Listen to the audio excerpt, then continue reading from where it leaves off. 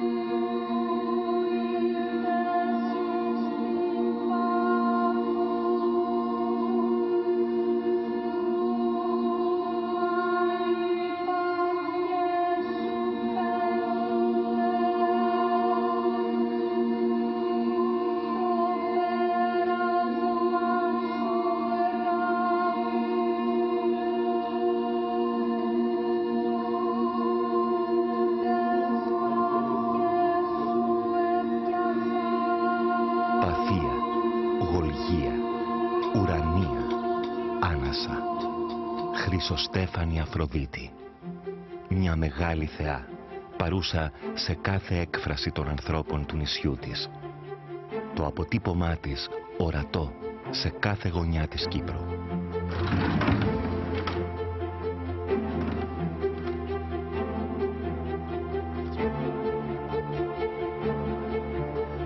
Η θεά της Κύπρου βγαίνει για πρώτη φορά από το χρονοτούλαπο της ιστορίας στη μεγάλη οθόνη, σε ένα ντοκιμαντέρ βασισμένο στις πολύχρονες έρευνες της Δόκτωρ Ζακλίν Καραγιώργη και με την υπογραφή του σκηνοθέτη Σταύρου Παπαγεωργίου.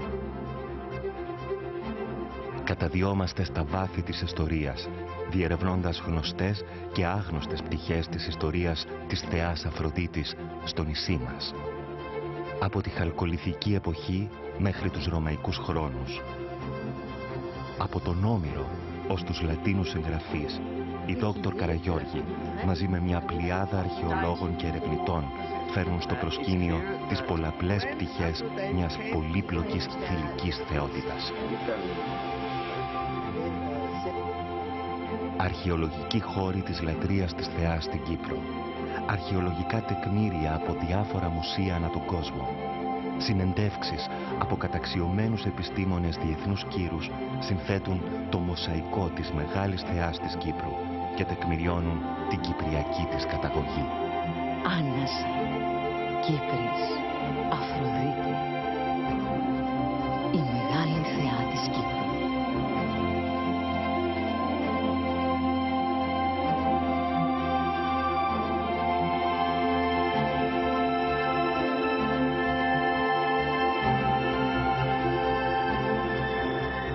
Συμπαραγωγή της Τετρακτής Films και του Υπουργείου Παιδείας και Πολιτισμού.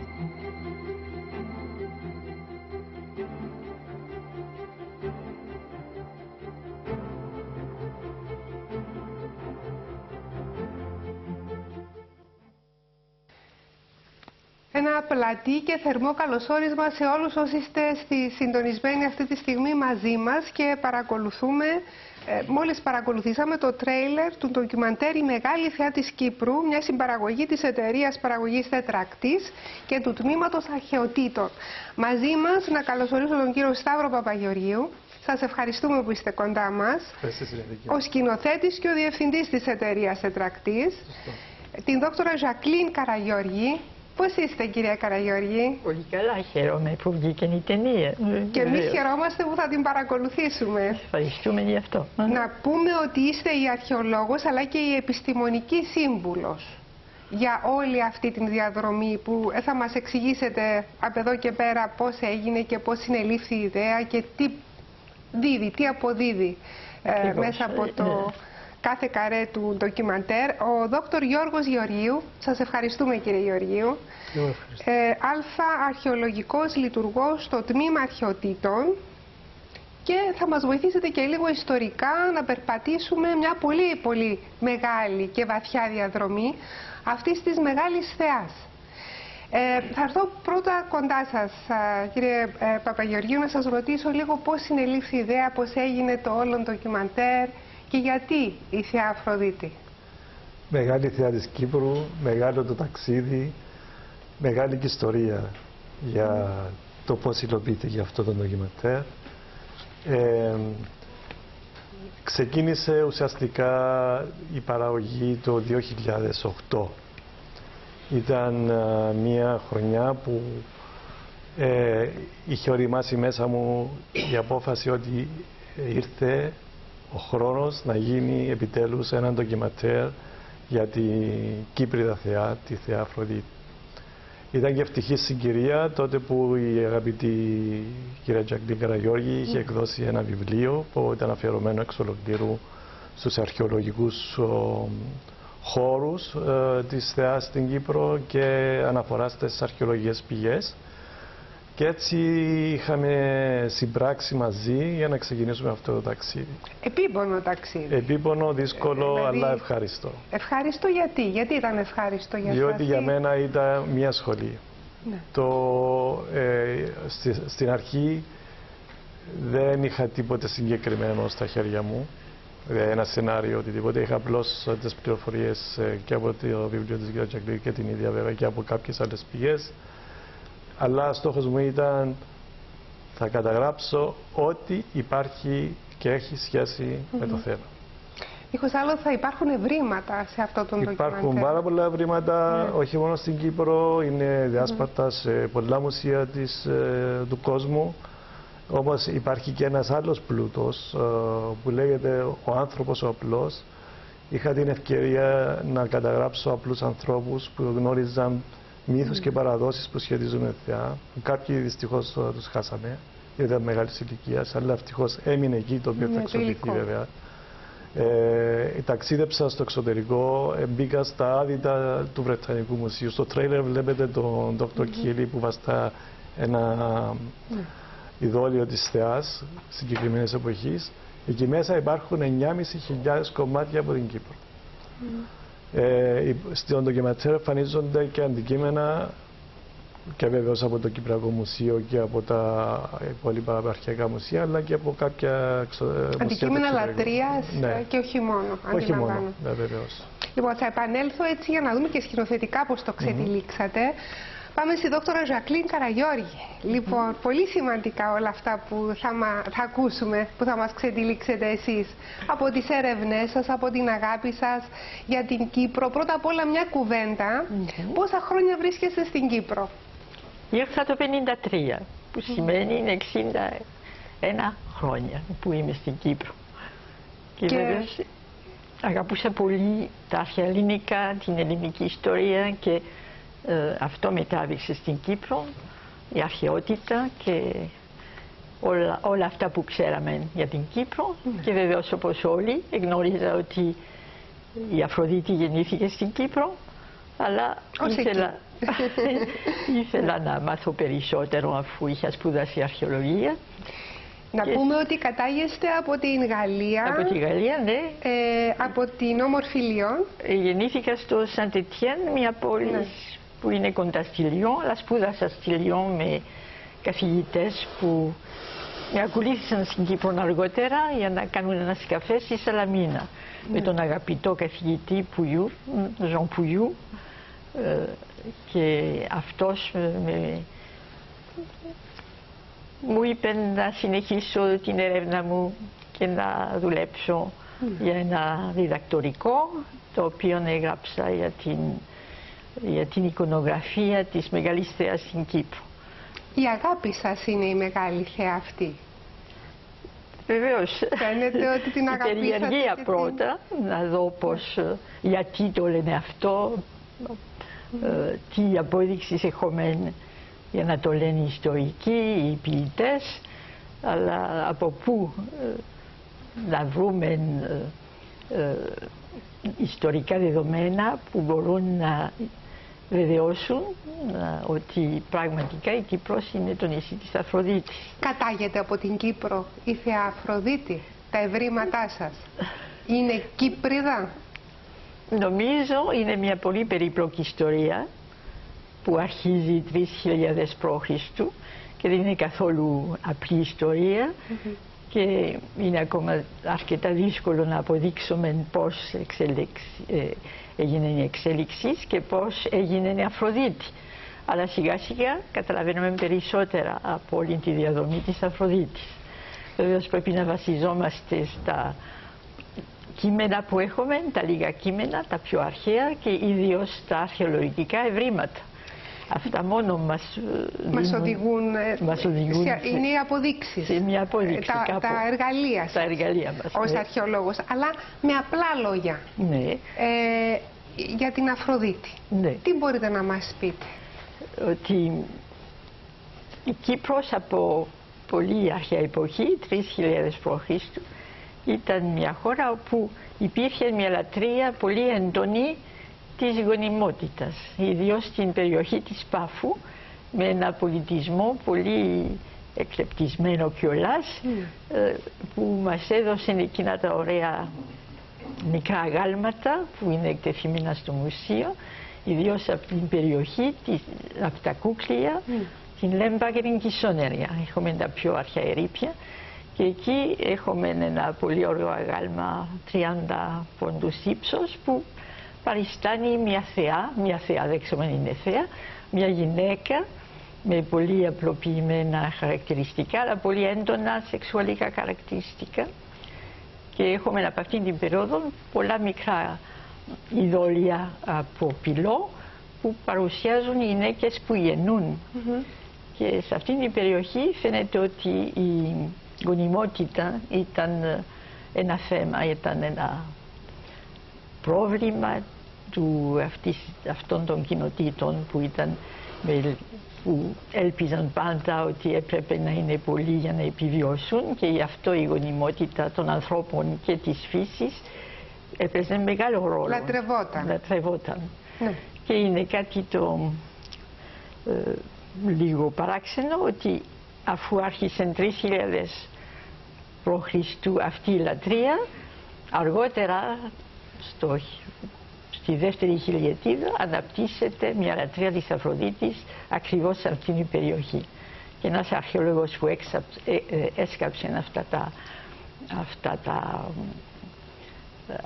αυτές τις τοποθεσίες λέει μπορεί να μην είναι παράξενο, μπορεί να έμεινε μια λατρεία κάπως όχι τόσο έντονη, αλλά να έχει διαρκέσει για αιώνες, και στους ίδιους τόπους που έγινε η λατρεία τότε της καλκολιθικής εποχή αναπτύχθηκε η λατρεία της θεάς Αφροδίτης, που δεν έλεγόταν Αφροδίτη ακόμη. Ξέρουμε το όνομά της τότε? Δεν ξέρουμε το όνομα της, διότι δεν έχουμε επιγραφές πριν από τον 6ο αιώνα. Δεν έχουμε επιγραφές από την Πάφο. Αυτή η Αφροδίτη δέχτηκε πολλές επιδράσεις. Αυτή η γυναίκα που στο σχήμα της, όπως έχετε αναφέρει, πραγματικά ευλογείται η γονιμότητα. Οπωσδήποτε έχει τα χαρακτηριστικά. Είχε διάφορες επιδράσεις μέσα από διάφορους κατακτητές, διάφορες ιστορικές περιόδους. Ιδίως στην δεύτερη χιλιετίδα π.Χ., όταν η Κύπρος είχε πολλές επαφές με την Σύριο-Παλαιστινιακή ακτή, γίνεται πολύ ανατολή της. Και μοιάζει τα αγαλματάκια που έχουμε, τα ειδόλια, μοιάζουν πολύ με τα Συριακά. Η Στάρ, πώς λέγεται? Ναι, η Στάρ, η Νάνα της Μεσοποταμία, η Στάρ της Ασσυρίας, η Αστάρτη της Συρίας. Είναι κάποιος η ίδια θεά και φαίνεται ότι πειράχτηκε πάρα πολύ από αυτές τις θεές. Ήταν θέα της γονιμότητας, της ορμής, της σεξουαλικής ορμής, για να εξασφαλίσει τη συνέχιση της ζωής στους ανθρώπους και στη φύση. Και αυτό ήταν το χαρακτηριστικό της θεάς τότε. Γι' αυτό δεν ήταν καθόλου η ομορφιά, ήταν η πολύ δυνατή δύναμη που έμπνεε στους ανθρώπους. Εξασφαλίζε και ευημερία και ίσως και μετά από το θάνατο κάποια ελπίδα ζωής. Διότι βρίσκομαι τα γαλματάκια στους, τα ειδόλια στους τάφους. Μου ακούγεται η απόλυτη γυναίκα. Μου αποδίδεται έτσι ένα... Τώρα μου έρχεται τώρα αυθόρμητα να πω ότι είναι η μητέρα. Μπορεί να πει κανείς ότι είναι και μητέρα των πάντων, όχι μόνο μητέρα του παιδιού. Του παιδιού, αλλά και της φύσης. Και της φύσης. Στη Συρία τα ειδόλια που έχουμε πολύ σπάνια δείχνουν μητέρα που κράτα παιδί. Ενώ στην Κύπρο από το 3000 π.Χ. είναι πολύ φανερό ότι παίζει ρόλο ως μητέρα. Και τα πρωτότυπα στα Συριακά στην δεύτερη χιλιετίδα δεν έχουν συνήθως παιδί, ενώ τα παρόμοια ειδόλια που έχουμε στην Κύπρο πολλές φορές κρατούν παιδί. Και συνεχίζεται αυτή η παράδοση, είναι η θεία της Κύπρου, είναι για την συνέχιση της ζωής ως μητέρα και ως προστάτης και προστατεύει και τη φύση. Και έχουμε την Αφροδίτη στον ντοκιμαντέρ μέχρι τη Ρωμαϊκή περίοδο. Ναι, βεβαίως εξελίσσεται. Γίνεται Αφροδίτη αργότερα. Δεν ξέρουμε το όνομα που είχε. Αλλά όταν έχουμε επιγραφές στην πρώτη χιλιετίδα, δεν λέγονταν Αφροδίτη ως τον 5ο-4ο αιώνα, λέγονταν απλώς Θεά. Ναι. Ή Θεός ακόμη. Διότι μόνον αυτή υπήρχε. Μόνο αυτή. Ή Παφία από το όνομα του γερού της, ή Γοργία από το όνομα ενός άλλου γερού που είχε στην κεντρική Κύπρο κοντά στην Αθήνα. Να κρατήσω ότι ήταν κατεξοχήν Παφία. Ήταν και Γοργία. Μετά υπήρχε και άλλο γερό, ναι, λιγότερο φημισμένο αλλά αρκετά φημισμένο, στους Γολγούς που είναι κοντά στο Ιταλιόν Αθήνου και από εκεί. Και λέγονταν Παφία και Γοργία. Αφροδίτη, οι Έλληνες όμως την έλεγαν Αφροδίτη από την εποχή του Ομήρου, ενώ στην Κύπρο δεν την έλεγαν Αφροδίτη. Είμαστε σίγουροι ότι μιλούμε για την ίδια θεότητα, όχι? Ο Ομήρος λέγει ότι την λέει Αφροδίτη, Χρυσή Αφροδίτη, αλλά την λέει και Κύπρης πολλές φορές. Αυτό είναι σημαντική. Και την συνδέει με την Κύπρο, δεν μας λέει γιατί, αλλά την συνδέει με την Κύπρο και λέει ότι έχει τέμενος στην Πάφο με ένα βωμό που μυρίζει Λίβανο. Λίβανο το λένε. Λοιπόν, μιλάτε καλύτερα ελληνικά από τα δικά μου. Όχι, και από οποιοδήποτε άλλο. Θαυμάσια ελληνικά. Δόκτωρ Καραγιώργη, πραγματικά. Θα επιστρέψω λίγο να ακούσουμε και τον δόκτωρο Γεωργίου σε ό,τι θέλετε να προσθέσετε από όλη αυτή τη διαδρομή. Δηλαδή, ακούσαμε εν συντομία βεβαίως για την Αφροδίτη, όλα αυτά που έχει να καταθέσει η δόκτωρ Καραγιώργη. Αυτά που θέλετε εσείς να επισημάνετε από όλο αυτό το ταξίδι, την έρευνα, αυτό που θα παρακολουθήσει κανείς και στον ντοκιμαντέρ. Βεβαίως όσο παίρνει να παρακολουθήσει κανείς σε έναν ντοκιμαντέρ, που είμαι σίγουρη ότι δεν θα είναι παραδυσδυτικό και με μεγάλη απόδοση των όσων ακούσαμε. Οι περισσότεροι άνθρωποι, ακούγοντας το όνομα της Αφροδίτης, αντιλαμβάνονται την θεά του έρωτα και της ομορφιάς. Αυτό γνωρίζαμε. Αυτό είναι η κοινή γνώμη. Όμως, σημαντικό να πούμε ότι αυτή η εικόνα είναι η εικόνα της θεάς στην ύστερη αρχαιότητα. Προς το τέλος της αρχαιότητας, που η Αφροδίτη είχε εκφυλιστεί σε μια όχι σημαντική θεότητα. Η αλήθεια είναι ότι είναι μια πολύ πιο πολύπλοκη μέσα στους αιώνες, ένα πολύ πιο πολύπλοκο φαινόμενο, και ουσιαστικά η Αφροδίτη ήταν η θεά των πάντων, η θεά του κόσμου. Οπότε η μελέτη της Αφροδίτης είναι ένα πολύ σύνθετο πεδίο και σύνθετη είναι και η εργασία της κυρίας Καραγιώργη, γιατί πραγματικά στις δεκαετίες που εργάστηκε πάνω σε τούτο το θέμα έπιασε όλες αυτές τις πτυχές. Όμως από όσα αναπτύσσει η κυρία Καραγιώργη στις εργασίες της, γιατί είναι μια σειρά εργασιών διαμέσου των δεκαετιών, Μπορεί κανείς να τις αντιληφθεί οποίες αναπτύσσει τις απόψεις της και τις εξελίσσεις σε σχέση με το θέμα. Εγώ ξεχωρίζω μια κεντρική θέση σε σχέση με την Αφροδίτη, που είναι ότι είναι μια Κύπρια θεά, μια ντόπια θεά. Είναι μια θεά που γεννιέται στην Κύπρο. Δέχεται βέβαια επιδράσεις και από την Ανατολή και από τη Δύση. Υπάρχουν διακυμάνσεις στις λεπτομέρειες της φυσιογνωμίας της που ακολουθούν τις διακυμάνσεις της ιστορίας της Κύπρου. Οι διάφορες μεγάλες αλλαγές που σημειώνονται, αποτυπώνονται πάνω στα χαρακτηριστικά της μεγάλης θεάς. Όμως κεντρική θέση, όπως το αντιλαμβάνομαι εγώ στην εργασία της κυρίας Καραγιώργη, ότι είναι μια Κύπρια θεά.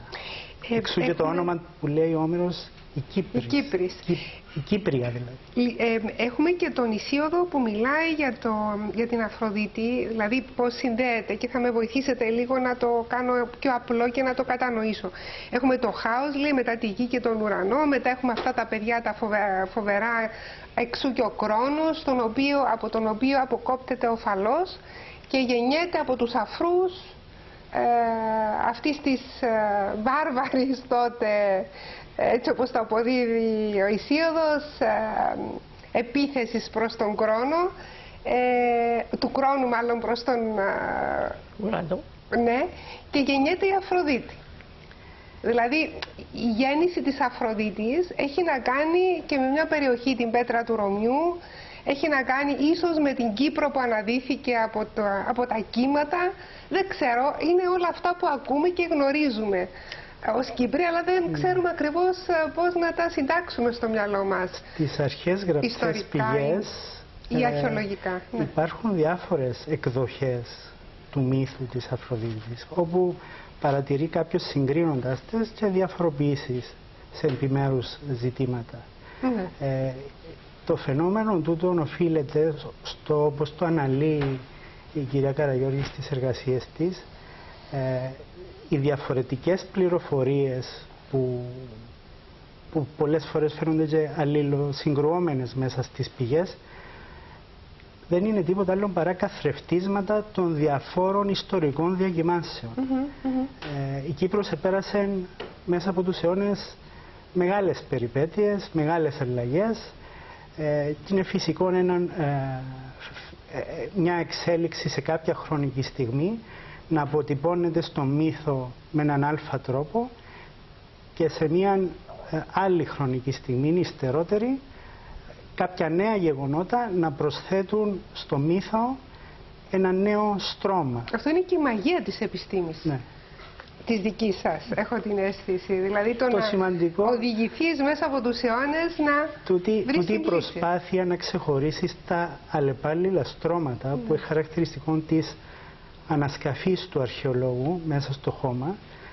Τούτη τη δουλειά η κυρία Καραγιώργη την μεταφέρει και στις γραπτές πηγές. Δηλαδή προσπαθεί, διαβάζοντας τότε όλες τις πληροφορίες από τους διάφορους συγγραφείς που και τούτοι σκορπίζονται σε αιώνες, να ξεχωρίσει τα διάφορα στρώματα. Ποια πληροφορία είναι πιο παλιά και άρα ποια είναι πιο αξιόπιστη. Είναι πολύ δύσκολο έργο. Δηλαδή... Έχοντας διαβάσει τις περισσότερες από τις εργασίες της κυρίας Καραγιώργη, είναι και πολλές, αλλά τούτο που θέλω να επισημάνω είναι ότι επειδή ακριβώς είναι ένα πολύ σύνθετο επιστημονικό ζήτημα η θεά Αφροδίτη, ανάμεσα στους μελετητές υπάρχουν και διαφορετικές απόψεις, υπάρχουν διαφωνίες σε επιμέρους ζητήματα. Μπορεί κανείς να το αντιληφθεί. Τούτον όμως που δεν μπορεί να αρνηθεί κανένας μελετητής στην εργασία της κυρίας Καραγιώργη είναι ότι το κάθε επιχείρημα είναι πολύ καλά μελετημένο, και ξέροντας ότι και η κυρία Καραγιώργη ασχολήθηκε για δεκαετίες με τούτον το θέμα, όταν διαβάζεις την επιχειρηματολογία της, πάνω στην οποία στηρίζει τις βασικές της θέσεις, διαπιστώνεις την ωριμότητα τους, είναι μεστές. Αυτό που θα, βλέποντας κανείς, παρακολουθώντας τον ντοκιμαντέρ, αυτό που είναι το έβριμα που θα αποδοθεί με τον τρόπο που θα το παρακολουθήσει κανείς. Αυτό που καταλαγιάζει μέσα στον θεατή και βγαίνει παρακολουθώντας το και λέει ναι αυτό. Διότι η Θεά Αφροδίτη πραγματικά την ξέρουμε όλοι, την έχουμε ακούσει όλοι, την βλέπουμε κάποιους ναούς, έχουμε έτσι κάποια επαφή. Αλλά αυτό το βλέμμα το διεισδυτικό πια στην ιστορία μας με εργαλείο την Αφροδίτη, κάπου πρέπει να στοχεύει, κάτι πρέπει να αποδίδει. Ποιο είναι αυτό που θα μείνει σε αυτόν που παρακολουθήσει τον ντοκιμαντέρ, στον θεατή, ως αποτέλεσμα όλης αυτής της διεργασίας και της έρευνας? Νομίζω η ταινία ως εργασία εικόνας αποδίδει, νομίζω, τις βασικές θέσεις της κυρίας Καραγιώρη που ήταν και η επιστημονική σύμβουλος. Πέραν όμως από επιστημονική σύμβουλος, η επιλογή του σκηνοθέτη για την αφήγηση, εγώ θα έλεγα ήταν η φυσιολογική επιλογή, ήταν να βάλει ως αφηγήτρια της ιστορίας που θέλει να πει ο σκηνοθέτης την ίδια τη μελετήτρια. Οπότε φυσιολογικά στην ταινία οι βασικές θέσεις της Ζακλίν Καραγιώργη αποτυπώνονται. Ξέρετε που θέλω να καταλήξω και το ρωτάω δειλά-δειλά? Η Αφροδίτη, αυτή η μεγάλη θεά, τελικά πόσο Κύπρια είναι? Η Αφροδίτη με κάποιον τρόπο είναι η Κύπρος, η οποία στους αιώνες πέρασε πολλές διακυμάνσεις, μεγάλες ιστορικές περιπέτειες. Η θεά του τόπου, που αφορά την ιδεολογία των ανθρώπων, ήταν φυσικό να αλλάζει κατά περίοδο. Ναι. Δηλαδή, όταν περνούμε από τη χαλκολιθική, που έχουμε τότε στις πρώτες εικόνες της γυναικείας μορφής που περίγραψαν πριν η κυρία Καραγιώργη, όταν περνούμε στην επόμενη μεγάλη ιστορική πολιτιστική φάση, που είναι τούτο που λέμε εποχή του χαλκού, σημειώνονται αλλαγές στην εικονογραφία της γυναίκας. Σημειώνονται σημαντικές αλλαγές. Και τούτον καθρεφτίζει ότι έχουν γίνει και σημαντικές αλλαγές στην κοινωνία. Είναι επόμενο να αλλάζει η ιδεολογία όταν αλλάζουν και τα πράγματα στην κοινωνία. Τούτο ζούμε και σήμερα με τις μεγάλες αλλαγές που περνά ο τόπος μας. Αλλάζει ο τρόπος που σκέφτονται οι άνθρωποι, ο τρόπος που αντιλαμβάνονται τον κόσμο γύρω τους. Όμως το ενδιαφέρον είναι ότι η ουσία του της θεάς, που είναι αυτή η μεγάλη μητέρα, η θεά των πάντων, παρόλες τις αλλαγές και τις αποχρώσεις που ακολουθούν τις ιστορικές αλλαγές, παραμένει η ίδια και είναι μια ντόπια θεά. Καταπληκτικό. Ενώ για παράδειγμα στην εποχή του χαλκού φαίνεται με τις κοινωνικές αλλαγές η θέση του άντρα να ανεβαίνει πάνω από τη θέση της γυναίκας, έχουμε κάποιες τέτοιες ενδείξεις. Η θεά όμως, η Αφροδίτη, δεν χάνει τη θέση της. Και η θεά τούτη παραμένει η κύρια θεά του τόπου μέχρι το τέλος της αρχαιότητας.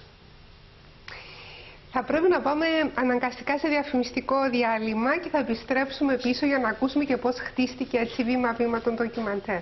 Μείνετε μαζί μας.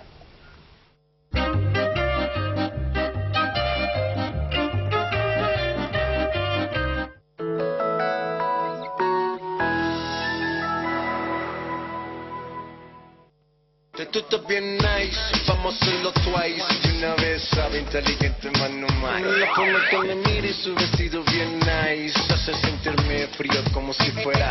Ey, ven acá, no perdas el tiempo, aprovecha el momento y tranquila, déjate llevar, échate pa' acá, dale vamos ya que llegaron los kilas. Tranquila, dale baby, dale que tú no haces fila.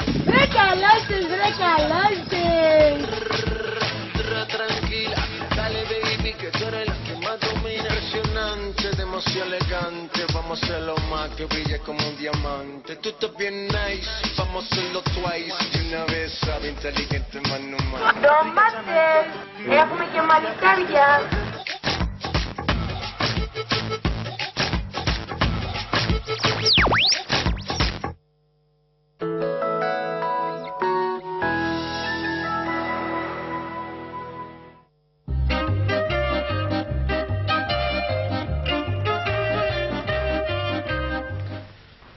συνεχίσω λοιπόν στη συζήτησή μας για την μεγάλη θεά της Κύπρου. Παρακαλώ, σας ακούω κύριε Παπαγεωργίου. Πώς χτίστηκε η ταινία, δηλαδή η προσέγγιση. Όπως ανάφερε και ο αγαπητός Γιώργος προηγουμένως, δεν υπήρχε περίπτωση από τον ντοκιματέρ να λείπει η κυρία Καραγιώργη. Βέβαια ήταν φυσιολογικό να γίνει αυτό.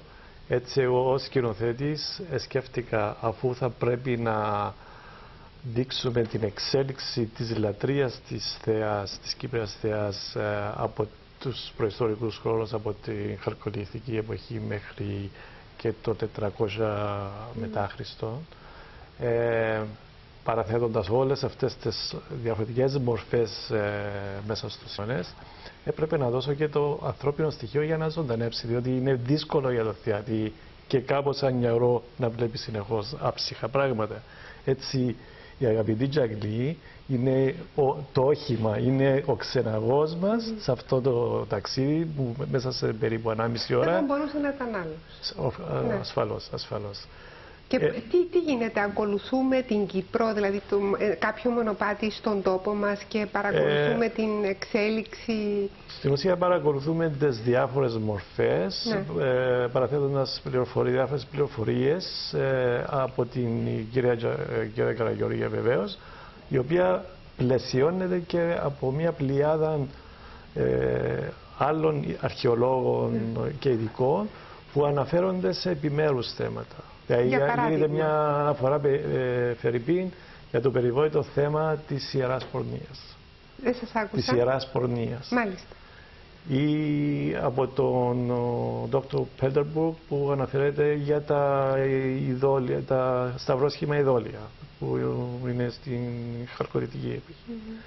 Και πολλά άλλα. Ή για τα νομίσματα όπου αποτυπώνεται η μορφή της Αφροδίτης. Και πολλά άλλα πράγματα. Σε ποιες περιοχές μιλήσατε για μουσεία και για όλο αυτό, αλλά υπάρχουν και περιοχές επιτόπου που παρακολουθούμε να εξελίσσεται κάτι σε ό,τι αφορά την λατρεία. Ναι, στο ντοκιματέρ βέβαια βλέπουμε αρκετά αντικείμενα λατρείας από διάφορα μουσεία, κυρίως από το Αρχαιολογικό Μουσείο, το Κυπριακό Μουσείο, το οποίο να μου επιτρέψετε να ευχαριστήσω τους διευθυντές και το προσωπικό για την άδεια που μου δώσαν και την υπομονή που είχα να με αντέξω για μέρες ολόκληρες να φωτίζομαι και να στείνουμε. Δεν το λέτε και χαμογελάτε, δίχως άλλο ήταν περίπλοκο για όλους. Ήταν δύσκολο, αλλά τα καταφέραμε και επίσης δείχνουμε τους πιο σημαντικούς αρχαιολογικούς χώρους λατρείας, όπως το Ιερώτης στην Παλέπαφο, τα Κούπια, στην αρχαία Μαθούντα, στο Κίτιο, όπου ελατρεύονται αρχικά η Θεά και μετά η Αστάρτη. Τι άλλο δείχνουμε? Εντάξει, είναι αρκετά... Και αρκετά άλλα πράγματα. Περπατήθηκε η Κύπρος. Έχουμε συμπυκνώσει μέσα σε 1,5 ώρα περίπου, 80 λεπτά συγκεκριμένα, μια ιστορία 3.000. Τώρα το μοντάζ πόσο καιρό σας πήρε για να τακτοποιηθεί? Δηλαδή είναι ασύλληπτη δουλειά. Εντάξει, το μοντάζ, χωρίς να υπερβάλλω, μου έφαγε περίπου 2 με 3 χρόνια. Ναι, είναι τεχνικά. Το είχα στήσει 2 φορές και το ξύλωσα. Ναι, διότι πρέπει το όλο να αρμόζει σε. Και αν δεν ήταν η κυρία Τζαγλή, δεν θα τα καταφέρνα. Ειλικρινά σας λέω, ήταν ως να ήμουν μέσα σε ένα σκοτεινό λαβύρινθο και να ψαχουλεύω τους τοίχους και το φως μου ήταν η αγαπητή Τζαγλή. Λοιπόν, δεν υπάρχουν άνθρωποι που να μην αγαπούν την δόκτωρα Καραγιώργη. Εξάλλου την έχουν ακούσει, την έχουν παρακολουθήσει σε διάφορες φάσεις της ζωής της για την Κύπρο, όλα αυτά που μιλούσατε. Θέλω να σας ρωτήσω 2 πράγματα. Το ένα για την λατρεία της Αφροδίτης. Τη λατρεία της. Τη λατρεία, πώς τη λατρεύα. Ναι, πώς τη λατρεύα. Δεν ξέρουμε και πολλά πράγματα. Έχουμε μάλλον από κείμενα, δυστυχώς είναι πολύ υστερήνη αυτή η ιστορική που μας μιλούν για την λατρεία της Αφροδίτης. Φαίνεται ότι ήταν λίγο περίπλοκη και παράξενη στα μάτια των Ελλήνων, διότι ο Ηρόδοτος μιλά για την Ιερά Πορνεία και φαίνεται ότι ήταν ένα θέμα που ήταν λίγο παράξενο στα μάτια των όλων. και το συζητούν, μερικοί λένε όχι, αλλά οι συγγραφείς των πρώτων χριστιανικών αιώνων βεβαίως επικρίνουν πολύ την Αφροδίτη για αυτή τη λατρεία, πολύ παράξενη. Αλλά είναι λατρεία που υπήρχε στις ανατολικές θρησκείες, πολύ έντονα. Και φαίνεται, δεν έχουμε απόδειξη βεβαίως, αλλά φαίνεται ότι γινόταν και στην Κύπρο. Έχουμε μια παράσταση που μπορεί να το αποδείξει σε ένα αγγείο. Τι σημαίνει ιερά πορνεία? Η ιερά πορνεία είναι ότι τα κορίτσια έπρεπε να θυσιάσουν την παρθενιά τους, την Θεά Αφροδίτη, και συνήθως παίρναν ένα δώρο γι' αυτό από ένα ξένο, έπρεπε να είναι ξένος, και βεβαίως το αφιέρωναν στο ιερό της Αφροδίτης, που ήταν πολύ πλούσιο. Και όλο αυτό γινόταν στο ιερό. Στο ιερό έχουμε μια αναφορά ότι υπήρχε κοντά στο ιερό τόποι ευνοϊκοί για την ερωτική πράξη. Και μετά παντρευόταν. Μετά παντρευόταν, αλλά έπρεπε να θυσιάσουν την παρθενιά τους. Είναι πολύ ενδιαφέρον το γεγονός ότι ζούσαν οι διάφοροι πολιτισμοί που προηγήθηκαν με ένα άλλο τρόπο, που είναι πολύ ξένος με το δικό μας, αλλά αξίζει τον κόπο να το γνωρίζει κανείς. Δεν υπάρχει θέμα ηθικής, ήταν απλώς προσφορά προς τη Θεά, ήταν η κουλτούρα. Σεβασμό προς την ερωτική πράξη που ήταν, ας πούμε, η αιτία που συνεχίζονταν η ζωή. Αυτή η Αφροδίτη, συγγνώμη σας διέκοψα, μιλούσαμε λίγο για άλλου είδους λατρεία, αν έχουμε κάτι άλλο να προσθέσετε. Μιλήσαμε για την ιερά πορνεία, κάτι άλλο. Δεν τις πρόσφεραν ποτέ, πώς το λέτε, θυσία με αίμα. Αιματηρές θυσίες. Και αυτό είναι ενδιαφέρον. Αυτό είναι ενδιαφέρον. Αλλά ήταν φρούτα, κλαδιά, της φύσης, γεννήματα. Βεβαίως είναι συγκριούμενες οι πληροφορίες που έχουμε. Μερικοί άλλοι λένε όχι, τις πρόσφεραν και αρνιά και όλα αυτά. Μάλλον έχουμε και παραστάσεις σε αγγεία που δείχνουν ότι τις πρόσφεραν μάλλον κλαδιά και φυσικά δώρα. Αυτά ήταν τα δύο που γνωρίζουμε. Σε ό,τι αφορά τον, είχε ένα σύζυγο, είχε ένα εραστή για την Κύπρο. Δηλαδή γνωρίζουμε για τον Ήφαιστο από τον Όμηρο. Βεβαίως, ναι. Και όχι μόνο. Η μυθολογία της έδωσε πολλούς εραστές.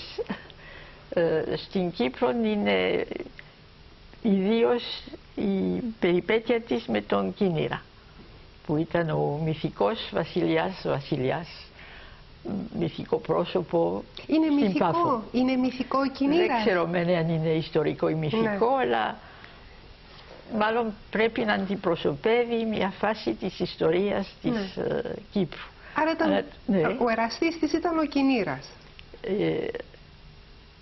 Όχι, έπνεε έρωτα στην κόρη του Κίνηρα για τον πατέρα της. Και από αυτόν τον έρωτα γεννήθηκε ο Άδωνης. Είναι μια διαφορετική έκδοση του μύθου για την Κύπρο.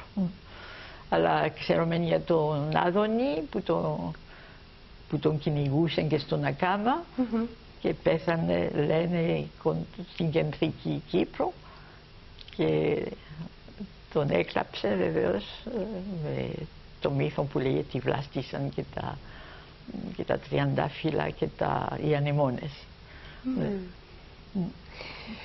Που μαγεύει κανείς να ακούει όλη αυτή την αναδρομή σε ό,τι συνέβαινε σχετικό με την Αφροδίτη. Την αγαπήσατε όμως πολύ την Αφροδίτη, δηλαδή την γνωρίσατε, την αναγνωρίσατε. Ερχόμενοι από τη Γαλλία και βλέποντας, μαθαίνοντας και εξελίσσοντας όλα αυτά με τον τρόπο που γίνεται η δουλειά σας σχετικά με την Αφροδίτη. Και από αυτό το έβριμα που μου δώσατε τώρα, ότι ήταν η θεά μάνα, η θεά μητέρα. Η θεά της δημιουργούσε τη ζωή. Της γονιμότητας, της ζωής γενικά. Την βλέπετε να εξελίσσεται και πέραν της ρωμαϊκής περίοδου, δηλαδή πέραν... Από τη ρωμαϊκή περίοδο. Δηλαδή θα μπορούσε κανείς να πει ότι μέσα στον κόσμο τον απλό πέρασε κάτι από την Θεά Αφροδίτη στο πρόσωπο της μητέρας Παναγίας ή δεν θέλετε να το αγγίξετε ως εκεί? Νομίζω υπάρχει μια παράδοση που μπορεί να συνεχίζεται και να εμπνέει μερικές όψεις και της Ρέγινας, της λαϊκής βασίλισσας της Κύπρου, της Παναγίας. Μπορεί ως στην Κύπρο η Παναγία προστατεύει πολύ τα παιδιά. Είναι πολύ κουρότροφος και μπορεί να το έχει κληρονομήσει από την Αφροδίτη. Αν και η Αφροδίτη στους τελευταίους αιώνες ήταν η Αφροδίτη η ελληνική μάλλον, δηλαδή η θεά του έρωτα και της ομορφιάς. Διότι η Κυπριακή θεά άλλαξε χαρακτήρα όταν έφτασαν οι Έλληνες στην Κύπρο. Προηγουμένως ήταν μια μάλλον θεά από την Ανατολή με όλα τα χαρακτηριστικά της βίαιας ορμής για τη ζωή, και όταν έφτασαν οι Έλληνες στην Κύπρο τον 12ο αιώνα φαίνεται ότι την υιοθέτησαν, αλλά άλλαξε χαρακτήρα. Έγινε όμορφη που δεν ήταν προηγουμένως, πήρε την ομορφιά και ο έρωτας δεν πήραν και μια άλλη μορφή του πολύ πιο πολιτισμένη, με την seduction, με την γοητεία και με την λεπτότητα των αισθημάτων. Και φαίνεται ότι είναι η ελληνική επίδραση που την λέπτινε και της έδωσε τελικά το χαρακτήρα που γνωρίζουμε τώρα για την Αφροδίτη. Δόκτωρ Γεωργίου, σας ακούω. Ό,τι θέλετε θα πείτε απάνω σε ό,τι λέχθηκε. Αν θέλετε κάτι να υπογραμμίσετε από την Αφροδίτη, τη σχέση της Αφροδίτης με τον τόπο μας, για κάποια στιγμή, κάποια περίοδο που θα θέλατε έτσι περισσότερο να ακουμπήσετε και να κάνετε τα σχόλια τα δικά σας. Μια παρατήρηση που θα ήθελα να σημειώσω για τη μεθοδολογία της εργασίας τούτης είναι ότι στην προσπάθεια να καταλάβουμε τη Θεά Αφροδίτη, η κυρία Καραγιοργή συνδυάζει σε βάθος μελέτη των γραπτών πηγών. Τούτον το έχουν κάνει πολλοί και άλλοι, εν πάση περιπτώσει. Και είναι πολλές οι γραπτές πηγές που έκαναμε πριν τη συζήτηση. Συνδυάζει όμως τούτη τη μελέτη των γραπτών πηγών η κυρία Καραγιώργη, και τούτον αποτυπώνεται σε έναν βαθμό και στην ταινία του Σταύρου. Τις γραπτές πηγές λοιπόν με την αρχαιολογική μαρτυρία. Η αρχαία Κύπρος, ως προς τούτον το πρόβλημα, είμαστε τυχεροί γιατί η αρχαία Κύπρος ήταν πολύ πλούσια σε παραγωγή εικόνων, ειδωλίων, αγαλματιδίων. Αυτό θα ρωτούσα. Δηλαδή μπορούμε δεν συμβαίνει σε όλες τις γειτονικές περιοχές. Η Κύπρος ο κυπριακός πολιτισμός είχε τούτο το χαρακτηριστικό της εικόνας. Θυμάμαι πάντα μια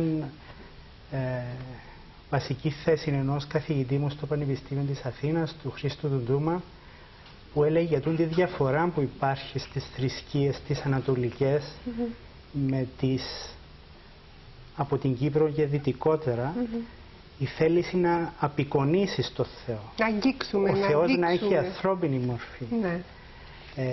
Ο Ντούμας λέει ότι ανατολικότερα της Κύπρου ο Θεός δεν πρέπει να εικονίζεται ως άνθρωπος. Εξού και η μη απεικόνιση, ας πούμε, του Θεού στην μουσουλμανική θρησκεία. Στους μεσαιωνικούς χρόνους τούτη η σύγκρουση σημειώθηκε με την εικονομαχία και την εικονολατρία. Δηλαδή έγινε και εκείνη την περίοδο μια μεγάλη ιδεολογική μάχη. Ο Θεός πρέπει να εικονίζεται σαν άνθρωπος ή είναι αμαρτία να απεικονίζει στο Θεό. Είναι μια βαθιά ιδεολογική διαφορά της Ανατολής με τη Δύση. Η ίδια η εικόνα της Αφροδίτης στο ιερόν της Παλεπάφου ήταν ανεικονική. Ήταν μια κονική πέτρα, όπως βλέπουμε από παραστάσεις σε νομίσματα. Δηλαδή εκεί ήταν η ανατολίτικη ιδέα της πέτρας που έπεσε από τον ουρανό. Τούτα τα φαινόμενα έχουμε εδώ και στην μουσουλμανική θρησκεία. Άρα έχουμε συνάντηση. Όμως στην Κύπρο τελικά των δύο σκέψεων. Έπεσε τούτη η γραμμή της μεγάλης ιδεολογικής διαφοράς και η Κύπρος έκοψε στη Δύση.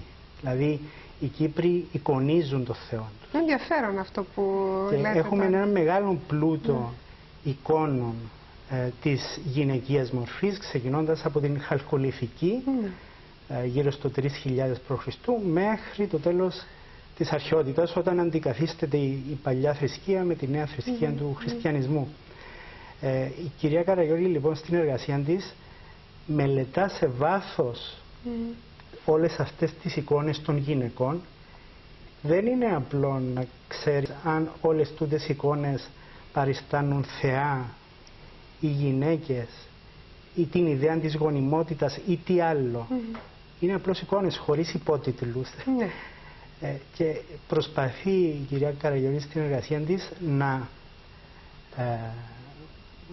να διασταυρώσει τις πληροφορίες που έχουμε από τις γραπτές πηγές με τις πληροφορίες που έχουμε από μια τόσο πλούσια εικονογραφία.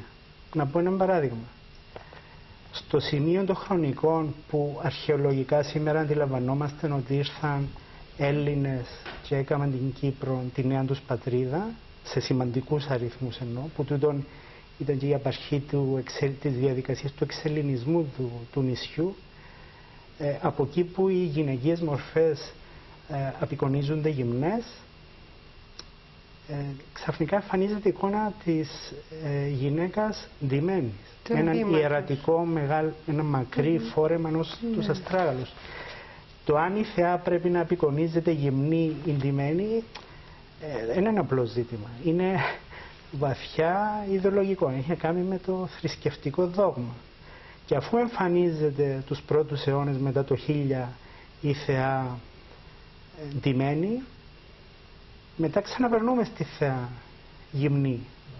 Και μετά φορά έναν πέπλο διάφανο. Και υπάρχουν όλες τούτες οι διακυμάνσεις, οι αλλαγές στο δόγμα, τις οποίες μελετάει. Και διαβάζεις μέσα από όλο αυτό τις επιδράσεις, την ταυτότητα, το χαρακτήρα, τον πολιτισμό, τα πάντα. Από την άλλη όμως νομίζω ότι η βασική ιδέα, η βασική ψυχολογική ανάγκη του ανθρώπου που υπηρετεί η θεότητα, τούτο είναι δύσκολο να το αποδείξεις. Ρωτήσατε πριν ποια είναι η σχέση της Παναγίας Κουροτρόφου με την Αφροδίτη Κουροτρόφου. Δύσκολο να αποδείξεις μια αδιάσπαστη συνέχεια τόσο διαφορετικής προέλευσης. Ναι. Όμως από την άλλη, αν το δεις, νομίζω, μέσα από τα μάτια της μιας ανθρωπολογικής προσέγγισης, η ανάγκη του ανθρώπου στην δύσκολη ώρα, στην στιγμή της αγωνίας του, να στραφεί σε μια εικόνα τρυφερότητας και την εικόνα που όλοι έχουμε μέσα μας, σαν την εικόνα της προστασίας και της αγάπης για το πρόσωπο μας, που είναι η εικόνα της μάνας. Αλλάσουν τα θρησκευτικά δόγματα όσων περνούν οι αιώνες και αλλάσουν οι κοινωνίες κλπ. Αλλά η βασική ανάγκη, η ψυχολογική του ανθρώπου είναι πάντα η ίδια, και έτσι νομίζω εξηγείται ότι η εικόνα της Παναγίας, που είναι τούτο που λέμε η αρχαιολογική Κουροτρόφος, η γυναίκα που βαστά το μωρό, και η εικόνα της γυναίκας του 2000 π.Χ. της Κύπρου, που είναι η ίδια, μια γυναίκα που βαστά το μωρό, νομίζω έτσι εξηγείται. Οι κοινωνίες αλλάζουν, τα δόγματα αλλάζουν, αλλά η βασική ψυχολογική ανάγκη του ανθρώπου είναι πάντα η ίδια. Σας ευχαριστούμε πάρα πολύ για όλη αυτή την αναδρομή, να την πω εμβάθυνση, να την πω πάντως μας πήγατε σε πολύ όμορφα κανάλια. Ανυπομονούμε να το δούμε. Θα το δούμε πότε? Θα το δούμε Δευτέρα, 15 του μηνός, το βράδυ η ώρα 9 στο Cine Studio, στα πλαίσια του δραστηριοτήτων του Ομίλου Φίλου Κινηματογράφου. Και αργότερα έχουμε στόχο να το προβάλλουμε σε όλες τις επαρχίες, τις υπόλοιπες επαρχίες, και βεβαίως να ταξιδέψει και στο εξωτερικό. Λοιπόν, Σας ευχαριστούμε και πάλι. Να πω ότι θα συνδεθούμε με Ουτρέχτη στην Ολλανδία για μια σημαντική επιτυχία ενός δικού μας Κύπριου καλλιτέχνη. Είναι ο Λευτέρης Ολύμπιος. Μας ακούει, είμαστε συνδεδεμένοι μαζί του.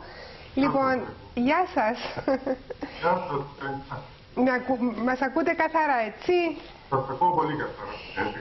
Καταρχάς, συγχαρητήρια. Είχαμε αυτή την πολύ σημαντική δουλειά, την δική σας. Θέλετε να μας πείτε δύο λόγια πώς έγινε και τι είναι ακριβώς? Μιλούμε ότι αυτή τη στιγμή είμαστε συνδεδεμένοι με την Ουτρέχτη, έτσι, Ολλανδία, και εκεί παρουσιάζεται... Ναι. Είσαστε συνδεδεμένοι με το Άμστερνταμ, γιατί το ζωστάστε. Δεν σας ακούμε καθαρά, δυστυχώς. Είσαστε συνδεδεμένοι με το Άμστερνταμ. Ωραία. Λοιπόν, σας ακούμε, κύριε Ολύμπια. Ναι, ναι. Αυτή η δουλειά ξεκίνησε από μία πρόταση που μου έγινε από την επιμελήτρια της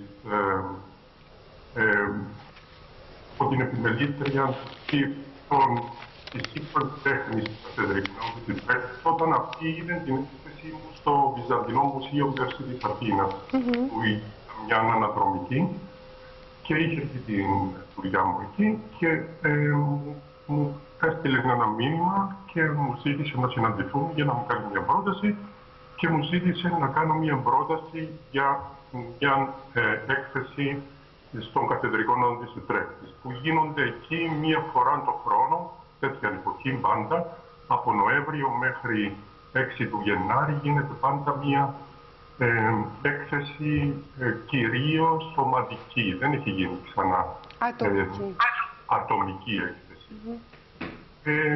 Εγώ στην αρχή δεν ήξερα.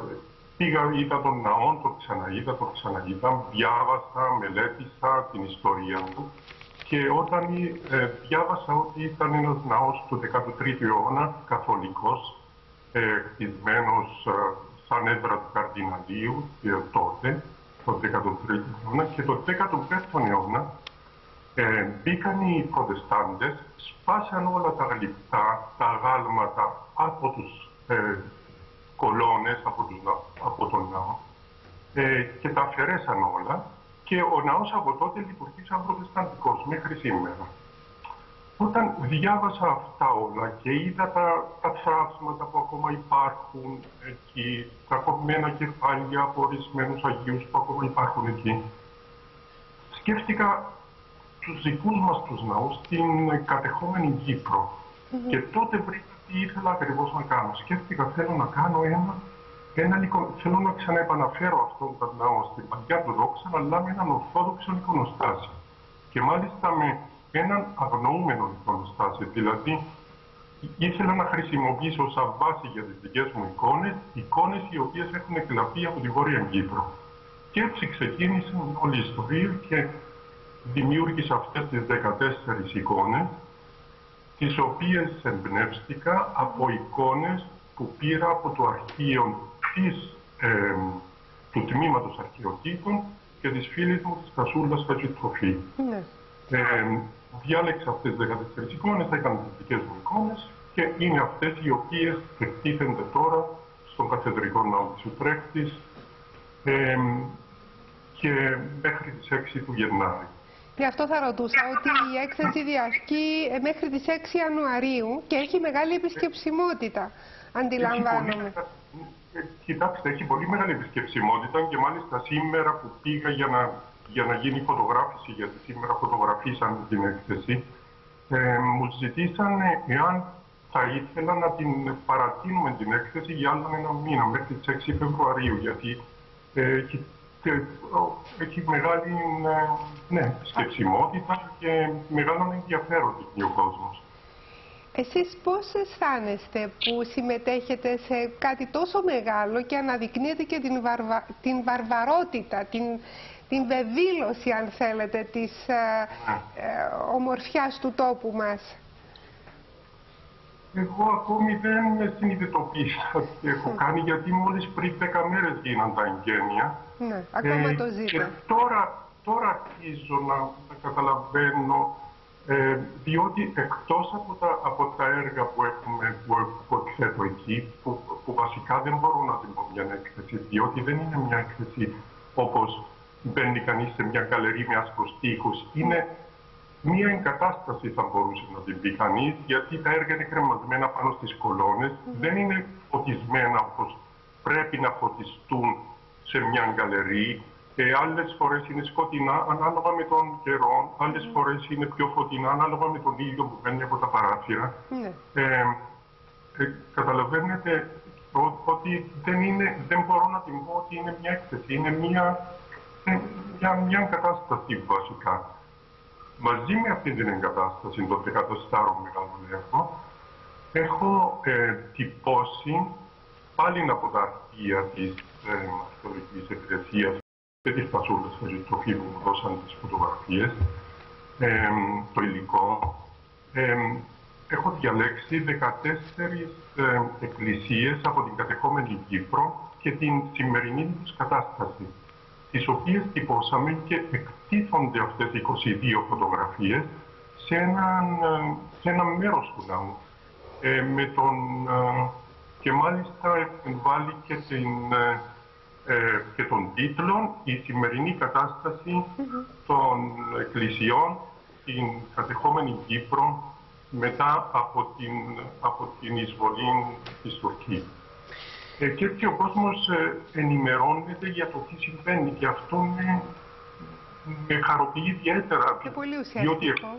Είναι πάρα πολύ ουσιαστικό. Νομίζω ότι αυτό είναι πολύ βασικό. Σας ευχαριστώ πάρα πολύ, κύριε Ολυμπιέ, για ό,τι έχετε κάνει, αλλά και για αυτή την σύνδεση.